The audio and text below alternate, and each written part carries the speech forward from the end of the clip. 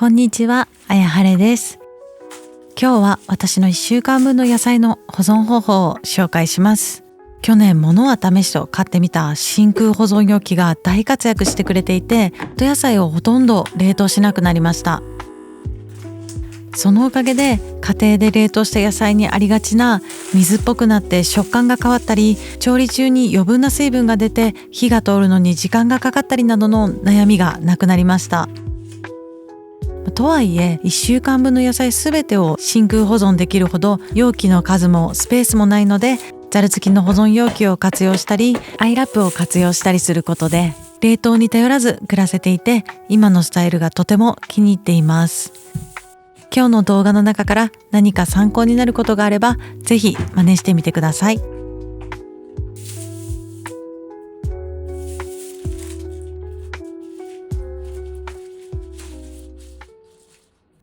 まずは葉物野菜をカット冷蔵します。実はほうれん草よりカルシウムも鉄分も多く栄養価が高い小松菜、4センチ幅にカット。すぐに使えるように水洗いしてしっかり水切りします。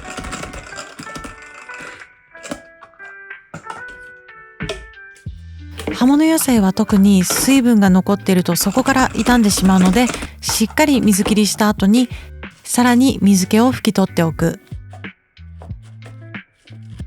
蓋をしてバルブを押し込む。真空ポンプをセットしてボタンを押す。真空状態になったら自動で止まるのでポンプを外して真空完了。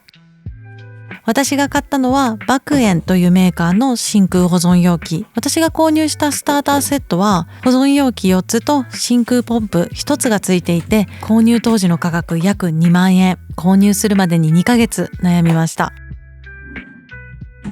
今日調べてみたところ Amazon ではスターターキットが販売されてなかったので、それぞれ単品で購入する形になるのかもしれません。実際スターターセットの保存容器は最大 3.1 リットルでかなり場所を取るため、今日の動画を通してどのサイズに何を入れるのかイメージして購入するのがいいかなと思います。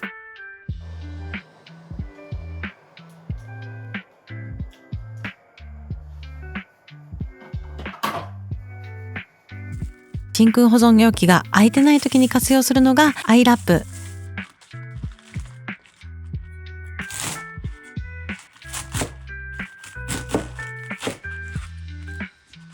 水気をしっかり取ったらアイラップに入れてしっかり空気を抜いて口を閉じる。チルド室で保存します。チルド室は冷蔵室より低温に保たれていて湿度は高めに設定されているため野菜の劣化を抑えやすいと言われています。このアイラップの保存のやり方でだいたいどの野菜でも5日程度は鮮度が保てる印象です。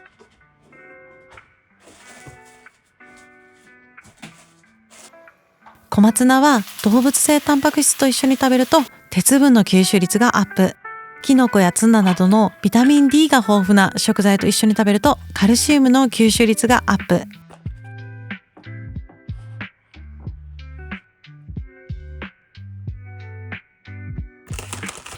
冷蔵庫の中で結露して出た水分も傷む原因になるので、冷蔵庫から取り出したタイミングで清潔な布やキッチンペーパーでさっと拭きます。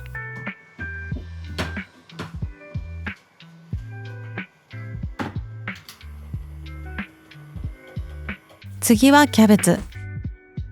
キャベツは汚れの強い外葉は剥がして、献立が決まってない時は8分の1サイズにすべてカットします。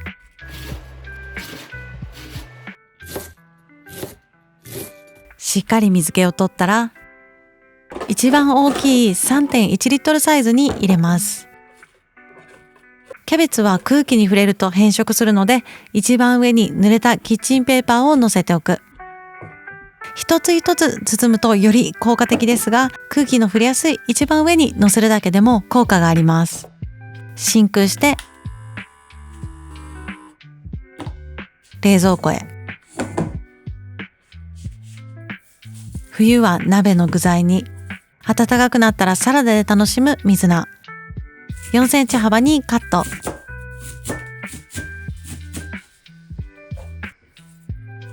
きれいに水洗いしてしっかり水切り。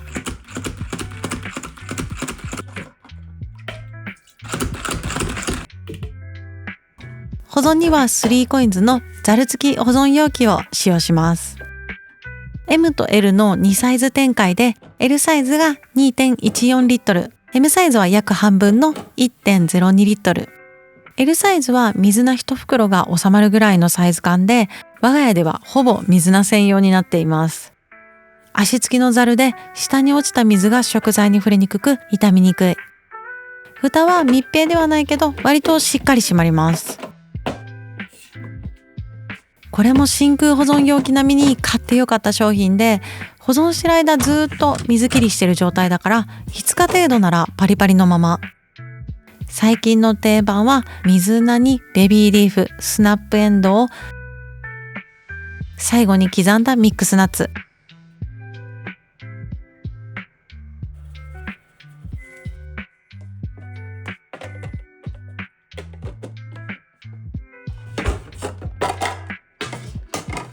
量も少ないので直接ザルで水洗い。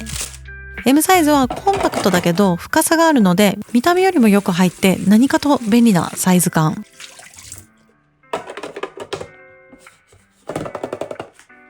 冷凍ブロッコリーの自然解凍に使ったりもしています。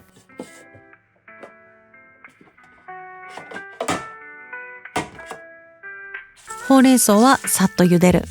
ほうれん草や春菊、これから旬の菜の花などは副菜にしたり付け合わせにすることが多いので、すぐ使えるように茹でてから冷蔵保存。熱交30秒。柔らかくなったら全体を浸して1、2分。氷水で冷やしてしっかり水気を取ったら4センチ幅にカットして冷蔵保存。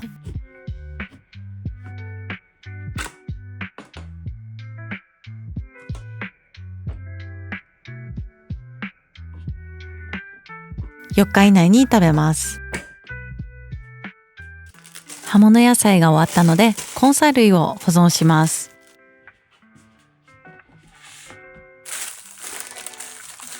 我が家では旦那さんが人参が苦手なのでゴロッとした状態で使うことは少なく、ピーラーで千切りして使うことが多いです。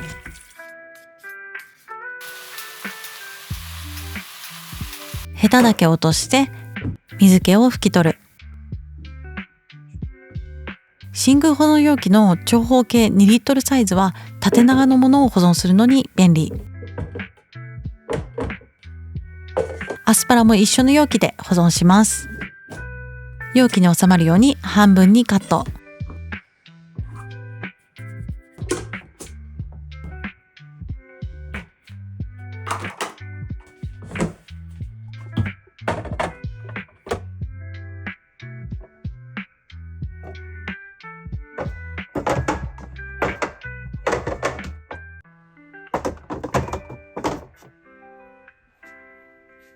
じゃがいもは皮を剥いた状態で保存しようとすると濡れたキッチンペーパーで包まないと変色を防げなかったので皮付きのまま保存しています。きれいに洗ってしっかり水気を拭き取ったらアイラップに入れる。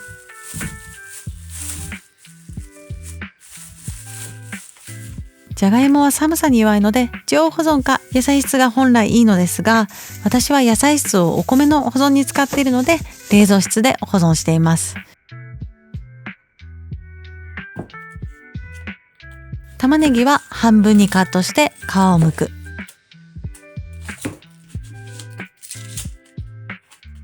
正方形 1.4 リットルサイズを使います。丸々3個分が入るサイズ感です。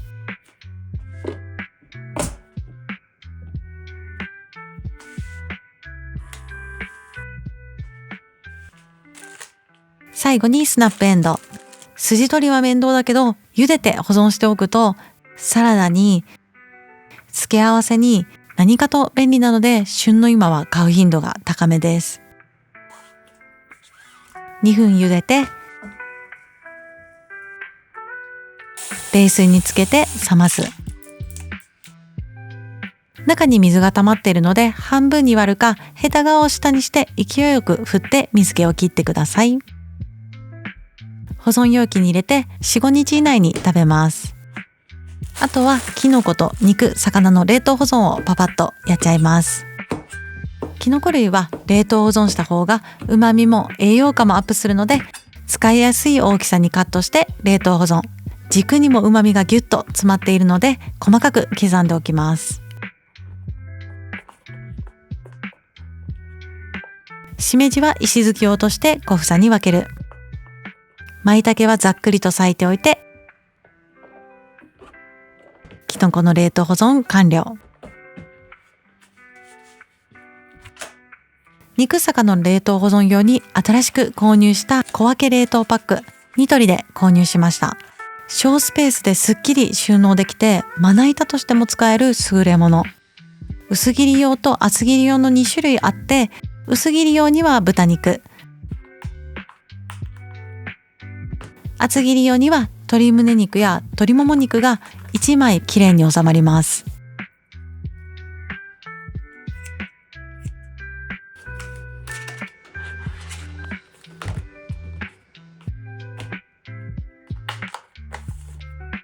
ただ密閉保存はできないので、冷凍焼けが気になる方はおすすめできないかなと思います。解凍するときはこのままレンジの解凍モードで使用 OK。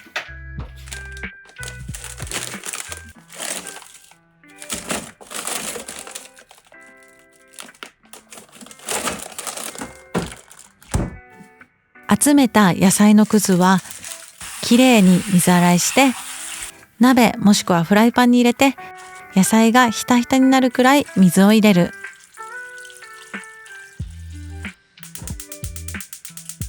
火にかけて沸騰しない程度の火でグツグツ 2,30 分煮出す。野菜をざるにあげて出汁をこす。この出汁をベースに煮物や味噌汁を作ると、野菜の旨味が優しく感じられて、いつもより贅沢な味わいに感じます。数日中に使う分は冷蔵して、残りは冷凍。すごく簡単なので、時間に余裕があるときはやってみてください。今回はカット野菜を冷凍せずに冷蔵庫で保存する方法を紹介しましたが、私自身冷凍保存を完全にやめるつもりは全くないです。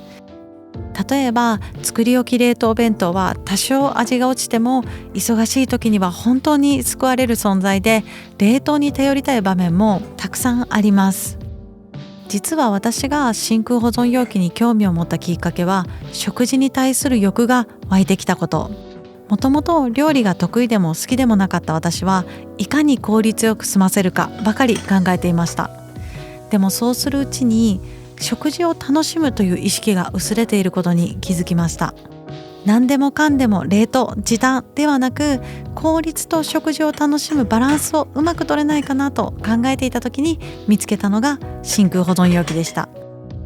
これを購入したことで野菜の保存方法を学び直すきっかけにもなり、冷蔵保存でも工夫次第で十分鮮度を保てることを実感。